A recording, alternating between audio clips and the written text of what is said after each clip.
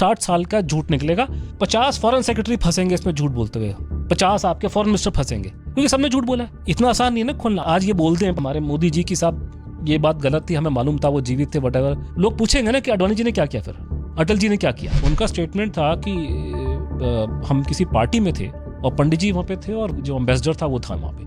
तो मैंने पंडित जी को बोला कि पंडित जी बात करो इससे, क्या नाम है, रूस के एम्बेसडर से नेताजी के बारे में। तो पंडित जी कहते हैं तुम क्या चंटू खाने की बातें करते हो। जो ऑफिशियल वर्जन के हिसाब से वो जिंदा जल के मर गया और जब आग लगी बॉडी में तो कपड़े फाड़ के नंगा करके उसको हॉस्पिटल ले जाया गया था। इतना भयानक दृश्य आपके दिमाग में बिल्कुल फिक्स हो जाएगा, आप भूल नहीं पाओगे। चला उनका 1.5-2 दिन थोड़े होश में आए, ये सब बातें जो जिन लोगों ने अपनी आंखों के सामने इस घटना को घटते देखा, जब उनसे पूछा गया कि तुमने क्या देखा, तो हर एक आदमी अलग अलग कहानी दे रहा है। तो उनके वहां मुंह से निकल गया और ये रिकॉर्ड पर है। मैं आपको जो जो बातें बोल रहा हूँ, that's a reason why I am so confident कि सब कुछ रिकॉर्ड के पर है। इन्होंने रिकॉर्ड पे ये बोला कि गृह मंत्रालय के पास में कोई 70,000 के आसपास पन्ने हैं जो सुभाष बोस की डेथ से जुड़े हुए हैं, और उसमें से कुछ डॉक्यूमेंट ऐसे हैं कि अगर हम उसको निकाल दें तो पूरे देश में और खासकर बंगाल में लॉ एंड ऑर्डर की प्रॉब्लम हो जाएगी। सरकारी वकील ने भी ये स्टैंड लिया कि प्लेन क्रैश की कहानी झूठी है। जब ये रिपोर्ट गवर्नमेंट ऑफ इंडिया के पास जाती है तो अनफॉर्चुनेटली वो कांग्रेस पार्टी पावर में आ जाती है। इन्होंने रातों रात पलटा मार दिया। नेताजी की फैमिली की जासूसी होती है। जासूसी सुभाष बोस की फैमिली की, सुभाष बोस के